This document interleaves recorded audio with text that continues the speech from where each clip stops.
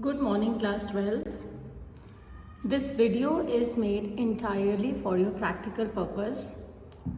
So these are the three practicals which you have to write in your board practical exam. The first practical is to find the strength and molarity of given KMnO4 solution by titrating it against M/40 oxalic acid or M/40 more salt. So you will get either oxalic acid or more salt. So out of these you have to write one titration in your final exams. So how will you proceed for that we will discuss today. So first of all, you should know the formula of, suppose if we are taking oxalic acid first. So the formula for oxalic acid is COOH dot 2H2O. So if you will not write this 2H2O, then the molecular mass of COOH which you will calculate, that will be wrong. So that is why you have to write this dot 2H2, because this is the only formula, as this you know that oxalic acid is available in the form of crystals. So after that, when you will calculate the molar mass of oxalic acid, you will get this is 126 U. Okay. So as I have told you to find the strength and molarity of KMnO4, it means that the KMnO4 will be available to you, but oxalic acid and more salt you have to prepare. So how will you prepare? First you have to calculate the weight of oxalic acid and more salt, that how much you will weigh on the weighing machine. So as you know, the formula of molarity, which is M/40, is equals to given weight upon molecular weight into volume into 1000. Okay, so this will be 1/40. Given weight you don't know, molecular weight of oxalic acid you have calculated, which is 126. Volume will be of that volumetric flask in which you are preparing oxalic acid. So as you will make oxalic acid in this volumetric flask, which is of 100 ml. Usually we give 100 ml, or you can get 250 ml also. So if you will get 100 ml, then you have to put the value 100 here and 1000 you will write here. So from here you will be able to calculate the value of W, which will come 126 divided by 400, which is 31.5, and then you will divide it with 100, you will get 0.315 gram. So this much oxalic acid you will weigh on the machine which is there in the chemistry lab. After that, what you will do? After that, this you will weigh on a watch glass, because in watch glass you can actually check each and every crystal of oxalic acid.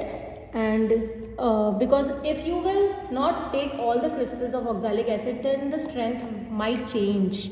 So if you don't want to change the strength, then you should take all the crystals of oxalic acid. So you will take this volumetric flask, you will transfer this 0.315 gram into this volumetric flask. But how will you do that? You will do with the help of a funnel. On this funnel you will put this 0.351 gram and then you will add water in it. So water you will add slowly, and then you will actually stir it. Along with it you have to mix it. So when you will when the salt is here and when you have filled the water till this level, you have to shake it, because when you will fill the water till this level, it will be difficult for you to shake it. So that's why it is advisable that you will start mixing the salt first, and then you can transfer it into the volumetric flask. So this is your standard solution which you have prepared, and this is your oxalic acid which you have made. Oxalic acid, and the molarity of this oxalic acid is M/40. Okay, so you have made this in this way. Now what you have to do, you will take a burette. Burette is this one. This is a burette. In this burette, this is 0 and here it's the 50. You will fill KMnO4 in this burette. KMnO4, which is potassium permanganate, which will be available to you in the lab. And you will, the oxalic acid which you have made, you will pipette out 10 ml or you can take 20 ml also. That depends upon the pipette which you are taking. Suppose I am taking 10 ml oxalic acid from this volumetric flask. So I will transfer that 10 ml volumetric flask in conical flask. This is my conical flask. I will transfer this into this. So in this 10 ml oxalic acid is present. 10 ml oxalic acid. So as you know that KMnO4 always work in the presence of acid. So that is why you need to add one test tube H2SO4, which is approximately equals to 5 ml or you can say 10 ml. 5 to 10 ml H2SO4 you can take. So in this what you have added? You have added oxalic acid and you have added dilute H2SO4. Okay, so I'll tell you what will happen if you will add HCl and if you will add HNO3 and if you will not add H2SO4 only. I'll tell you that. Now you know what, oxalic acid is a weak acid. So as it is a weak acid, then it will not speed up the reaction the way we want. So if you want to speed up the reaction, then you have to heat it. So you will heat it with the help of a burner in this way. You will heat it, and till what temperature you have to heat it? Till 60 to 70 degrees Celsius. So for heating, you will directly keep it on the burner, and after that you will just check the conical flask by your hand that whether it is bearable to touch or not. So when it becomes unbearable to touch, you will stop heating that, and then you will directly put KMnO4 into this. So this question can be asked that why you are heating oxalic acid. So first Viva question is that only that when we will heat it, the reaction will become faster. And what reaction will become faster? Actually in this Mn2 plus will form. When you will heat it, Mn2 plus will form in the higher temperature, because the Mn4 will come from here. So when it will form, then this is actually auto-catalyzed. So it will speed up the reaction. So that is why we need a temperature in which this Mn2 plus will form. So when the oxalic acid is there, dilute H2SO4 is there and no heating, then what will happen? Mn2 plus will not form. So if Mn2 plus will not form, the reaction will not go further. So that is why you have to first heat it, so that when the KMnO4 will come from here, it will become Mn2 plus, and then it will catalyze the reaction on its own.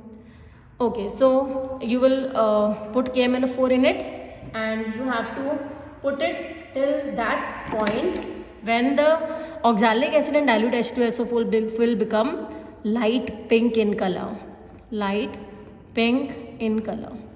So that is the point where your reading will stop. Okay, so now what you have to do, you will make one observation table. In that observation table you will write your 3 readings.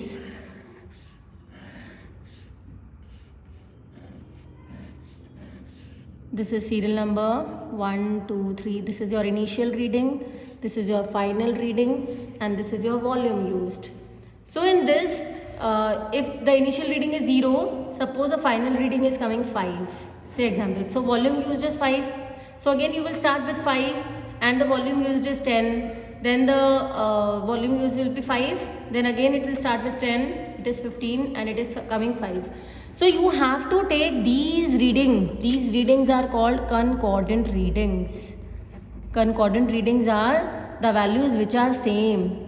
So if the readings are not coming same, so you have to perform the experiment again and again so that it will become concordant. Okay, after that what you have to do, so these are your final readings which are coming. So volume used of KMNO4 is 5 ml. 5 ml is coming. Okay, I'll tell you the calculations later. Before that, I would like to show something to you. See, these are the 4 conical flasks in which I have added dilute H2SO4, I have added dilute HCl, I have added dilute HNO3, and I have added no H2SO4 in it. So what will happen if you will add KMNO4 when you have taken dilute H2SO4? As I have already told you that the solution will become pink in color, and in all these beaker oxalic acid and dilute H2SO, oxalic acid is present and you are adding different acids in it.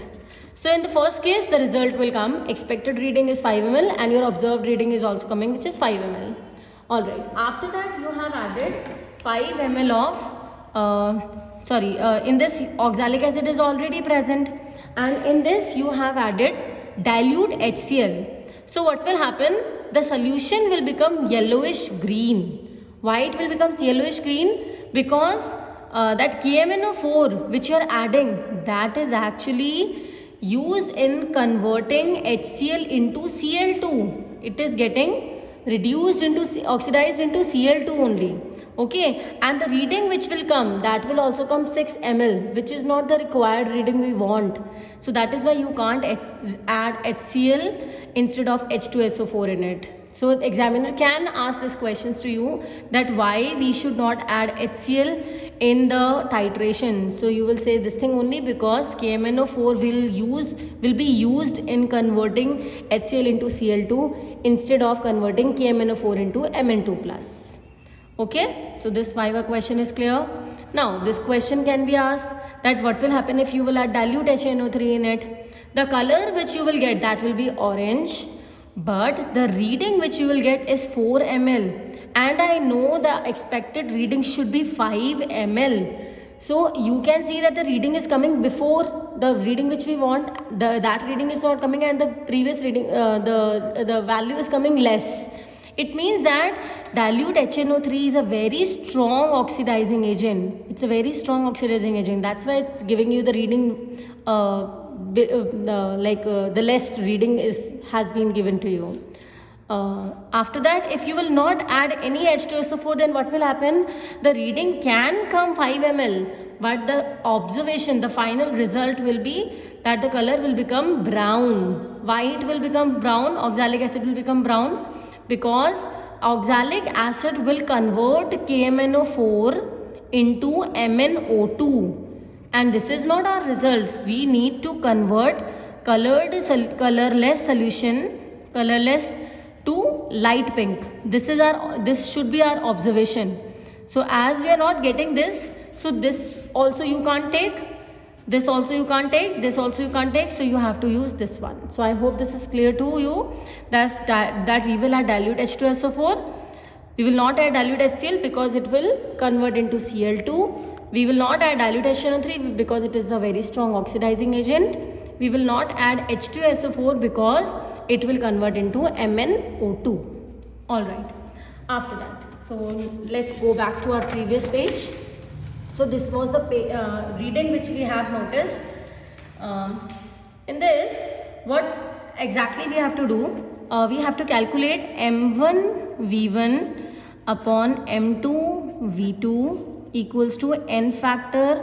If this is of oxalic acid, so this will be the n factor of oxalic acid. If this is KMNO4, then this will be the n factor of KMNO4.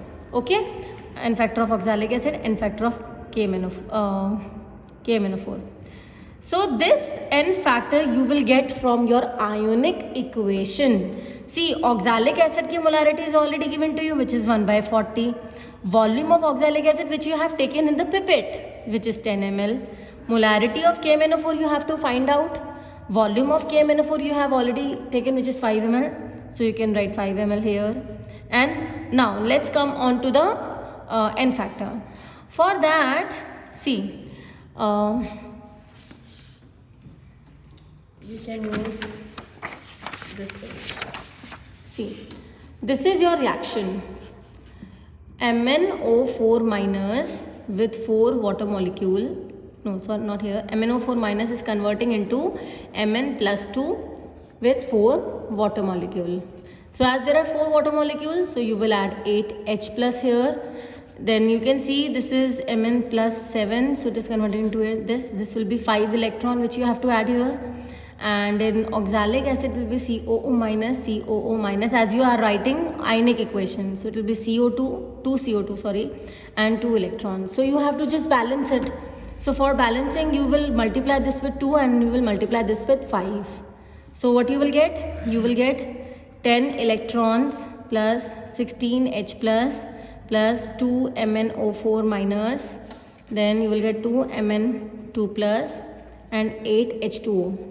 After that you will get 5 C2O4 2 negative, then 10 CO2 and 10 electrons. So as you can see, when you will add them, these two will get cancelled out and you will get 2 MnO4 minus, then 16H plus, then 5 C2O4 2 negative, then 2 Mn2 plus, then 8 H2O and 10 CO2. So this is your overall reaction. So as from this reaction you can see 2 MnO4 minus are reacting with 5 C2O4 2 negative. So it means that 2 moles of KMnO4 are reacting with 5 moles of oxalic acid. So that is why here in n factor of oxalic acid you will write 5 and in n factor of KMnO4 you will write 2. So from here you will calculate the molarity of KMnO4, which will be 1 by 40 multiplied 10 multiplied 2 divided by 5 and 5. So from here you can calculate it and then it will become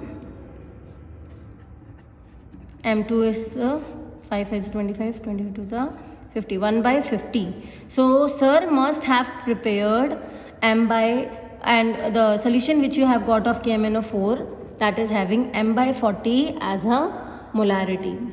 Okay, after that you have to calculate the strength. For strength you just have to do one thing, which is you have to multiply molarity of KMnO4 with the molar mass of KMnO4. So molar mass of KMnO4 is 158.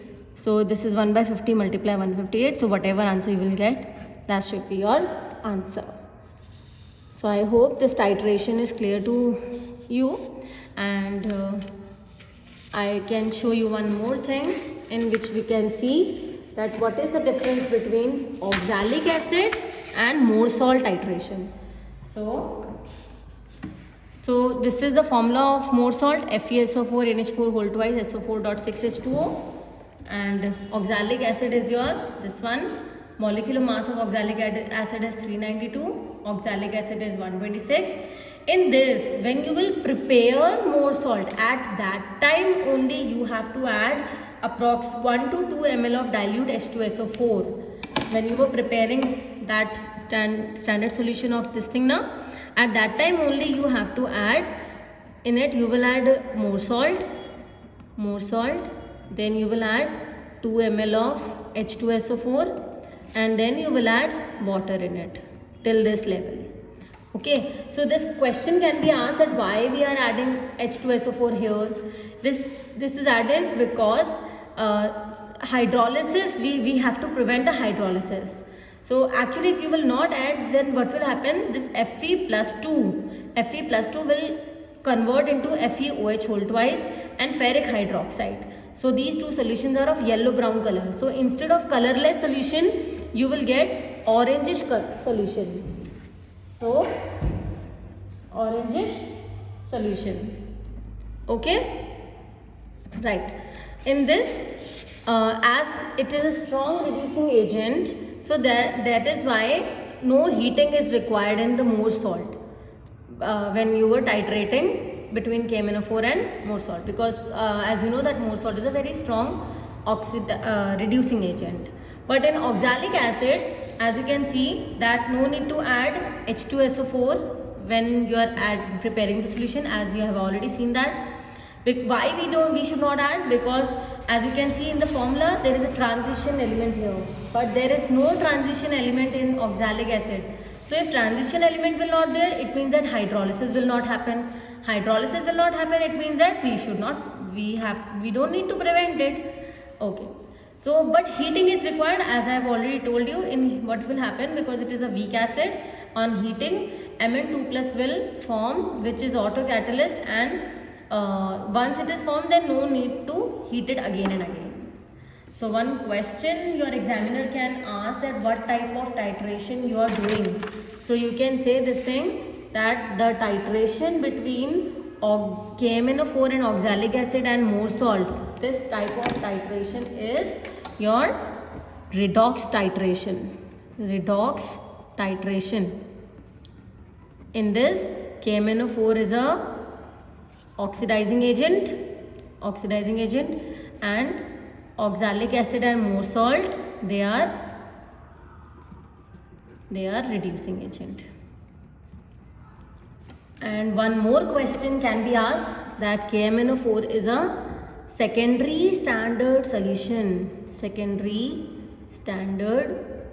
Now they can ask, what is you can only ask this thing to us, that what is secondary standard solutions? Secondary standard solutions are those whose molarity will change, whose molarity can change with time. This can change because of anything. This can be changed because of air, can be changed because of impurity, because of substance in the container in which you have kept. So these are the possible reasons because of which your molarity can be changed. So that is why it is a KMnO4 is a secondary standard solution. I hope I have made myself clear. And if you have any doubt regarding this, you can actually message me or comment in the box. Thank you.